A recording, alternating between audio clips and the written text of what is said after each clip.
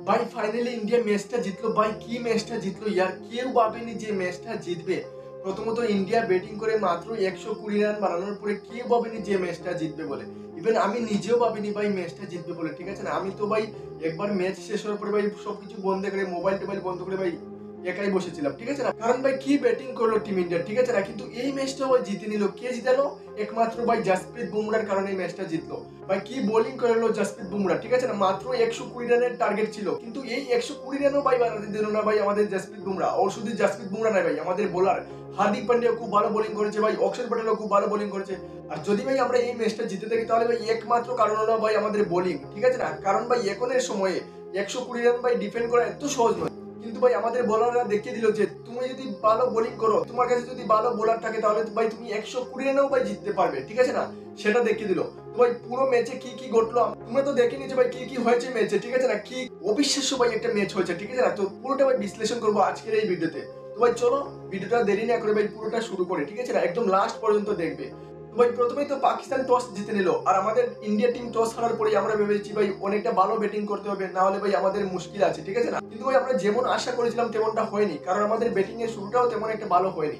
প্রথমে রোহিত শর্মা এবং বিরাট কোহলি ভাই ভালো খেলেছিলেন। রোহিত শর্মা ভাই একটা ছক্কা মারছেন শাহিন আফ্রিদির প্রথম ওভারে, ঠিক আছে না। কিন্তু এরপরে ভাই বিরাট কোহলি আউট হয়ে যান। একটা 4 অবশ্য মেরেছেন তিনি নাজিম শাহকে, ঠিক আছে না। কিন্তু পরের বলেই ভাই তিনি আউট হয়ে যান। তারপর ভাই 3 নম্বর ব্যাট করতে আসেন ভাই ঋষভ পান্ত। তারপর ভাই ঋষভ পান্ত এসে ভাই অনেকটা স্ট্রাগল করেছেন প্রথমে শুরুর দিকে, ঠিক আছে না। আমরা দেখেছি ভাই সব দিকে ট্রাই করেছেন, কিন্তু ভাই ব্যাট আর বলের ভাই সংযোগ হচ্ছিল না, ঠিক আছে না। তারপরের বলে আমরা ভাই রোহিত শর্মাকে আউট হতে দেখি ভাই, ঠিক আছে না। ভাই শাহিন আফ্রিদি ভাই প্রত্যেকবারের মতো এইবারও ভাই প্ল্যান করে রোহিত শর্মাকে আউট করে দিল, ঠিক আছে না। তারপর ভাই আমরা 4 নম্বরে দেখতে পেলাম কাকে, 4 নম্বরে ভাই অক্ষর প্যাটেল ভাই ব্যাট করতে নামেন।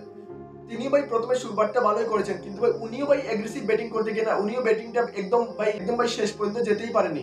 তিনিও ভাই আউট হয়ে যান। এভাবে ভাই আমাদের একের পর এক ব্যাটসম্যান আউট হয়ে যাচ্ছিলেন। কিন্তু ভাই ঋষভ পান্ত এক সময় ভাই উনি ব্যাটিংটা অনেকটা ফর্মে চলে এসেছিলেন, ঠিক আছে না, মারছিলেন তিনি। কিন্তু ভাই তারপর ভাই আমাদের সূর্যকুমার যাদব, শিবম দুবে, রবীন্দ্র জাদেজা ভাই একের পর এক ব্যাটসম্যান ভাই পাকিস্তান ফিল্ডার্সদের ভাই ক্যাচ প্র্যাকটিস করে চলে যান, ঠিক আছে না। আমি বুঝতে পারিনি ভাই সূর্যকুমার যাদব টি-20 ফরম্যাটে ভাই এত ভালো ব্যাটসম্যান। ভাই সবাই বলে 360 প্লেয়ার, ভাই ওয়ার্ল্ডের বেস্ট প্লেয়ার, কিন্তু ভাই সূর্যকুমার যাদব কি করছেন এটা। তারপর ভাই শিবম দুবে ভাই আইপিএলে ভালো করার পরে উনাকে ভাই চান্স দেওয়া হয়েছে টিম ইন্ডিয়াতে, ঠিক আছে না। রিঙ্কু সিংয়ের মতো ভাই ব্যাটসম্যানকে বসিয়ে উনাকে চান্স দেওয়া হয়েছে, কিন্তু ভাই লাগাতার 3টা ম্যাচে ভাই উনি একদম খারাপ খেলছেন। বুঝতে পারিনি কিভাবে খেলছেন ভাই। যদি ভাই মারতে গিয়ে যদি একদম বাউন্ডারির সামনে আউট হতেন তাহলে মানা যেত, কিন্তু ভাই একদম সামনে ক্যাচ দিয়ে ভাই প্র্যাকটিস করে চলে যান। রবীন্দ্র জাদেজা ভাই এতদিন ধরে খেলছেন ক্রিকেট, ঠিক আছে না, তারপর উনিও ভাই ক্যাচ প্র্যাকটিসিং করে চলে যান। আমাদের মনে হচ্ছিল ভাই আমাদের মনে হয় 150 রানও হবে না। তারপর ভাই সেম হলো ঋষভ পান্ত ভাই 31 বলে 42 রান বানিয়েছেন ঠিকই, ঠিক আছে না, কিন্তু উনিও ভাই আউট হয়ে যান, ঠিক আছে না, একের পর এক আউট হয়ে যান। আমি দেখেছি ভাই রবীন্দ্র জাদেজা, শিবম দুবে, সূর্যকুমার যাদব যেভাবে খেলছিল তার চেয়ে তো ভাই ব্যাটিং ভালো করেছে অর্শদীপ সিং, ঠিক আছে না। উনিও ভাই এগ্রেসিভ ব্যাটিং করেছেন, কিন্তু এর আগে ব্যাটিং কি করলো বুঝতে পারিনি ভাই। 120 রানও আমরা পার করতে পারিনি। তারপর ভাই 120 রান দেখে আমাদের তো ভাই মাথা চলে গেছিল, মনে হচ্ছে ভাই এই ম্যাচ তো যাবে ভাই, কারণ 120 রান ভাই ডিফেন্ড করা এত সহজ নয়। কিন্তু ভাই আমাদের বোলাররা কি বোলিং করলো ভাই, ঠিক আছে না। যতবারই ভাই রোহিত শর্মা বুমরার হাতে ভাই বলটা থামিয়েছেন না, অতবারই ভাই নিরাশ করেননি, ততবারই ভাই উইকেট নিয়েছেন। আর কি ভাই স্পেলটা ডাললেন না। এক সময় বারবার মনে হচ্ছিল ভাই পাকিস্তান জিতবে ভাই, কোনো অ্যাঙ্গেলে মনে হয়নি যে ইন্ডিয়া জিতবে এখান থেকে, ঠিক আছে না। তোমরা দেখেছো স্কোর প্রেডিকশনে দেখেছো ভাই মাত্র 8% চান্স ছিল ভাই টিম ইন্ডিয়া জেতার, ঠিক আছে না। এখান থেকে ভাই 100% হয়েছে। আমরা আরেকবার দেখেছি বিরাট কোহলি ভাই কিভাবে পাকিস্তানের সামনে আমাদের ম্যাচটা নিয়েছেন, ঠিক আছে না। ওই ম্যাচেও ভাই আমাদের দেখেছিলাম ভাই একদম হারার সম্ভাবনা ছিল আমাদের, জিতার কোনো চান্সই ছিল না। ওই ম্যাচকে যেভাবে পাল্টেছেন কালকের ম্যাচেও ভাই সেম পাল্টেছেন ইয়ার। কেউ ভাবতে পারেনি যে এই ম্যাচটা ভাই পাকিস্তানের হাত থেকে আমাদের টিম ইন্ডিয়া জিতে নেবে, ঠিক আছে না। আমাদের বোলাররা একমাত্র জিতে নিয়েছে, ঠিক আছে না। কেউ ভাবতে পারেনি ইয়ার, কিন্তু আমরা জানতাম আমাদের বোলার আছে।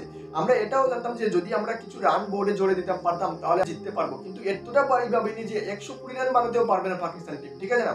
কারণ আমাদের বোলিং এটা কি ছিল ভাই, কালকে সবাই বোলিং ভালো করেছে, কিন্তু ভাই আরেকটা প্লেয়ার হার্দিক পান্ডিয়া, উনিও ভাই যতবার ভাই কাপ্তান ওনাকে ভাই বল দিয়েছেন না ততবার ভাই নিরাশ করেনি। প্রথমে ভাই ফাঁকা জামানকে উনি আউট করেছেন। এর সঙ্গে সঙ্গে ভাই ঋষভ পান্তকেও ভাই শ্রেয় দিতে হবে, কারণ ভাই ব্যাট দিয়ে প্রথমে রান বানিয়েছেন, না হলে ভাই টিম ইন্ডিয়া 120 রানও বানাতে পারতো না। তারপর ভাই উনি উইকেট কিপিং করেছেন ভাই, তিনটা ক্যাচ ভাই নিয়েছেন।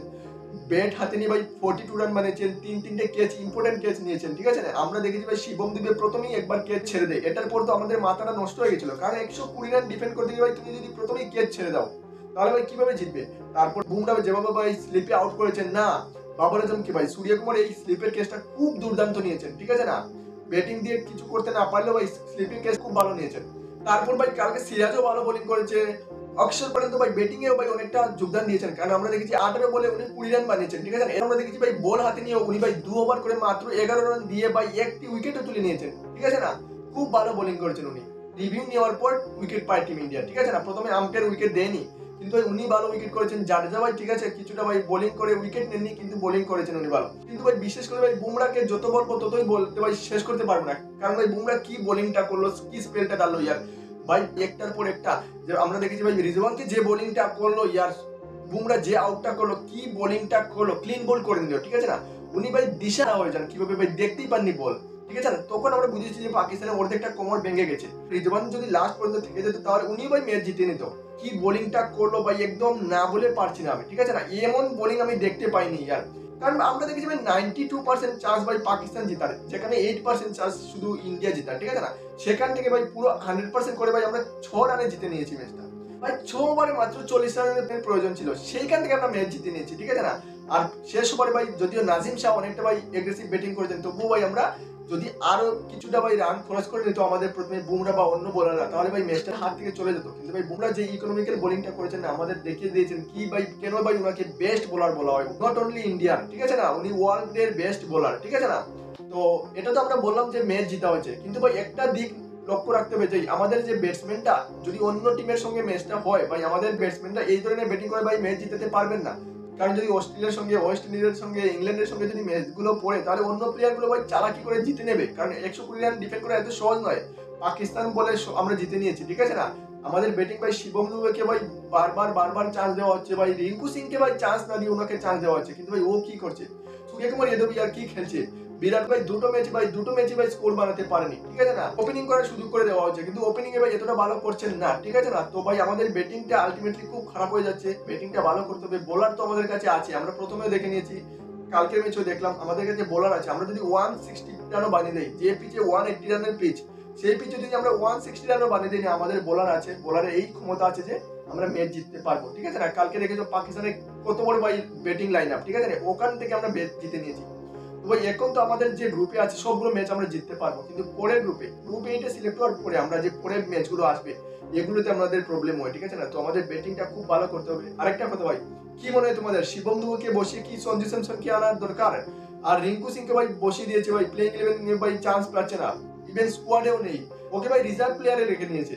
আমরা দেখেছিলাম রিঙ্কু সিং ভাই এই ধরনের পিচে খুব ভালো খেলে। তো ভাই তোমরা কে চাও যে রিঙ্কু সিংকে চান্স দেওয়া হোক, কিংবা ভাই শিবম দুবেকে ভাই বসিয়ে দেওয়া হোক, সঞ্জু স্যামসনকে খেলাও, তোমরা কি চাও, ঠিক আছে না, কমেন্ট করে জানিয়ে দিও।